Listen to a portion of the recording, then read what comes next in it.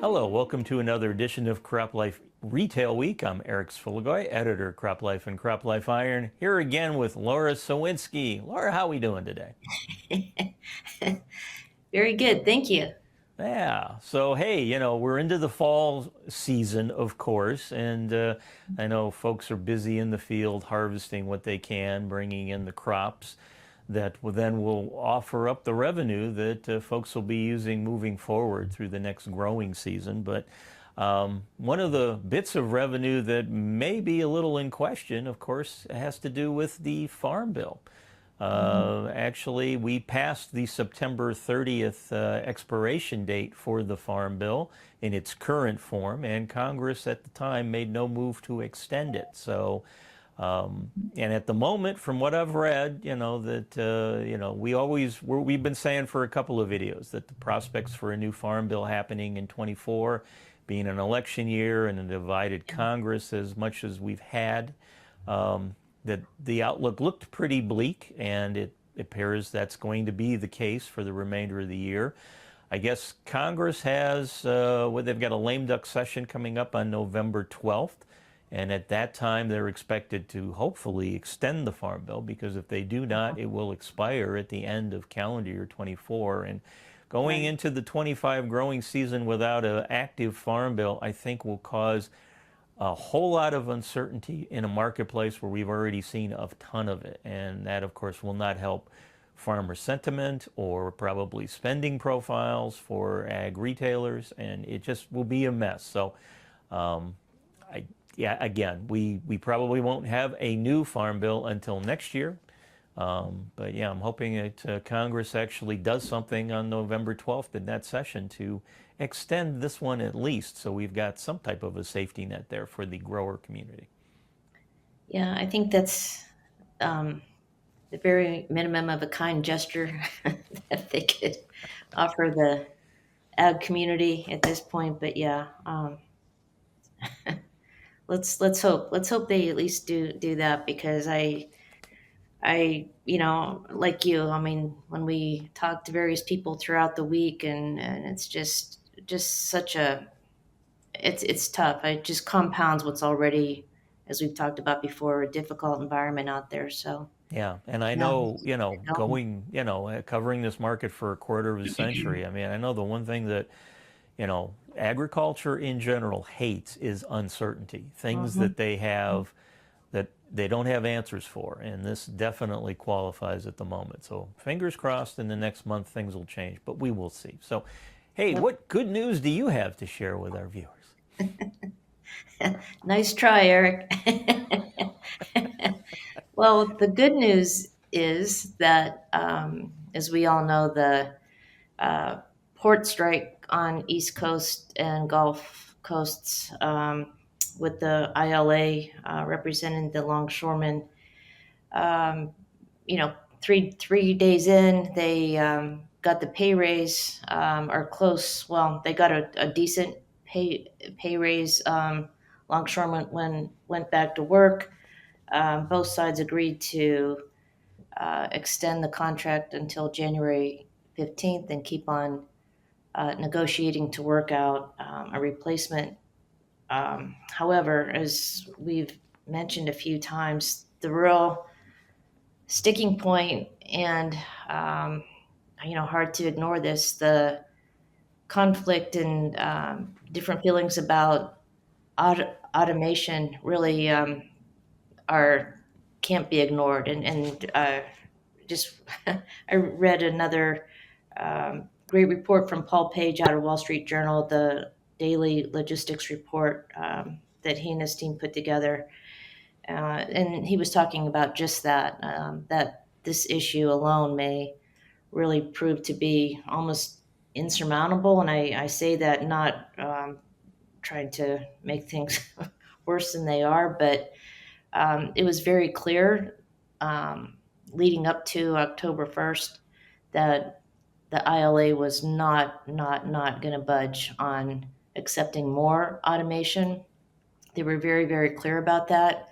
So while they were able to patch things up enough to kick the can down the road a bit, uh, it really remains to be seen. And I can see both sides feel very clearly about strongly, I should say, about the issue when it comes to productivity and throughput at ports. The U.S. overall lags behind Asia, the Middle East, really our counterparts around the world as far as big container ports. Um, but at the same time, uh, what I liked is he did say, during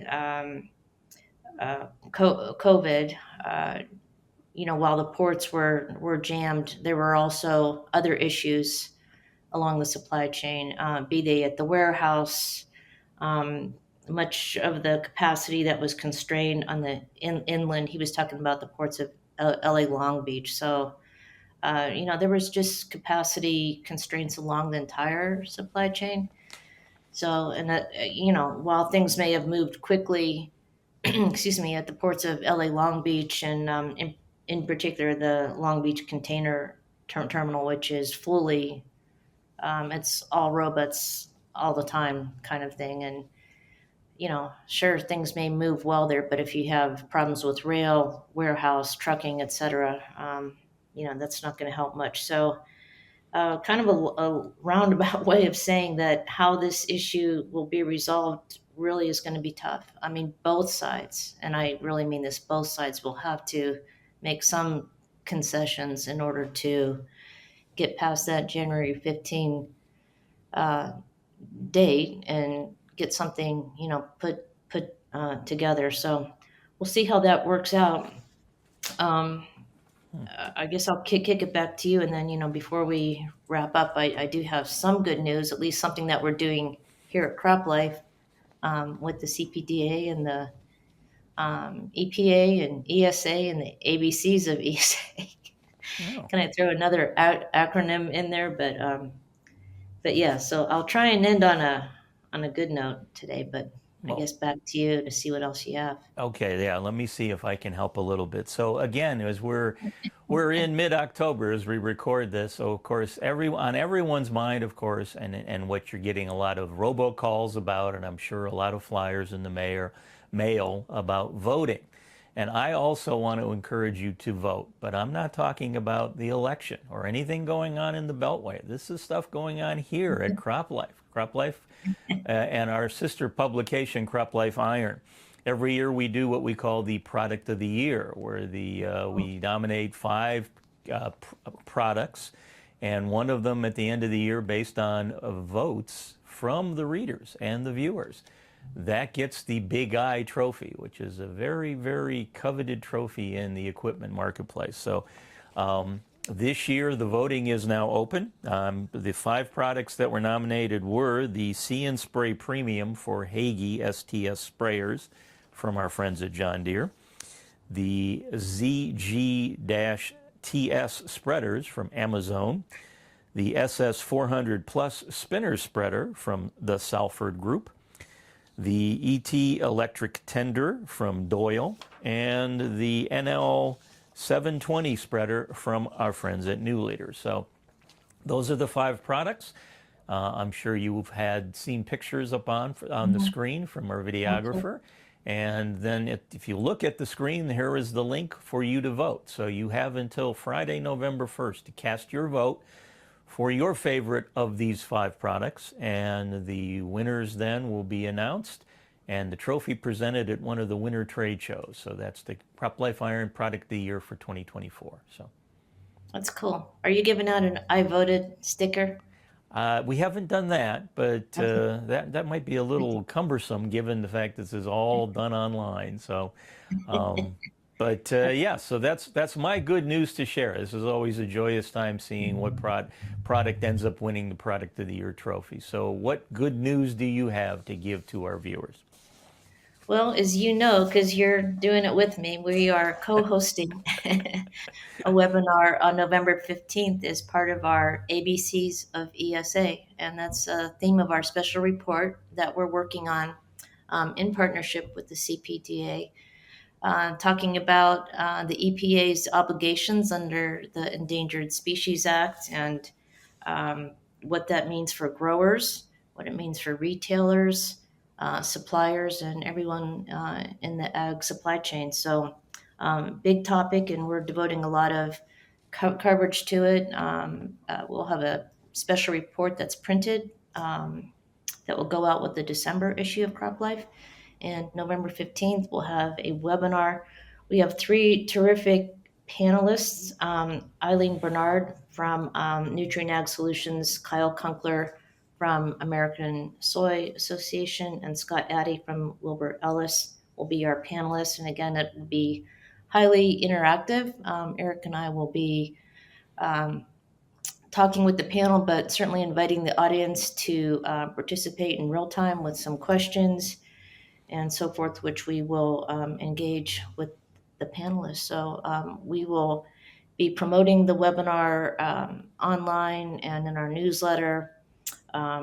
We're still within the next few days, so early the week of October 14th, we'll have the link and the promos and all that set to go. But put a hold the date on your calendar. That's November 15th at 2 p.m. Eastern.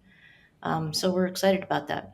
Yeah, that ought to be great. And again, speaking of interactivity and going along with acronyms, ABCs, ESA, I have one too, FWN, which stands for, of course, Fun with Numbers. You know, it's this is the beginning of the end. If we're if now I have a Fun with Numbers acronym. All right. Yes, yeah, FWN, enough. FWN actually is one of my notes for Fun with Numbers. That's how I abbreviate it on my notes here on the script. So yes, so it was really easy to drop in the acronym. So Cool. hey, Miss Laura, your number this week, pretty interesting number, 99%. I know as journalists, we kind of go that route because we never want to make anything 100%. We always want to give that 0.1% of something not being completely what we said it might be. But yeah, so 99% is your percentage this week. Okay, well, give me something that on a topic that I may know something about. Perhaps I can get it right. Here are your choices. So, Miss Laura, is 99%, is that A, the percentage of the Farm Bill money that goes to the farm or food stamps program? Is it B, the percentage of U.S. crops planted using biotech seed? Is it C, the percentage of farm fields left to be harvested as of October 1st? Or is it D, the percentage of viewers that laugh at my answer D in our weekly Fun with Numbers segment? See, I got you. Almost going for 100%. I got you on that one. Well, who is that 1% that's I'm just saying, we as journalists, you can't. Right. I'm uncomfortable doing 100% of anything. So, at least saying that it's 100%. So, yeah. So, what do you think? 99% would be of those three options: Farm Bill, seeds, or farm fields harvested. I'm going with B. You are correct. Yes, Miss Laura.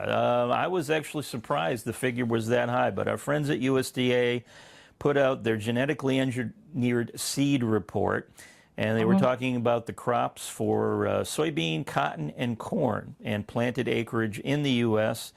And they said that, let's see, back in 2008, it was 50% was the mark for genetically engineered seed.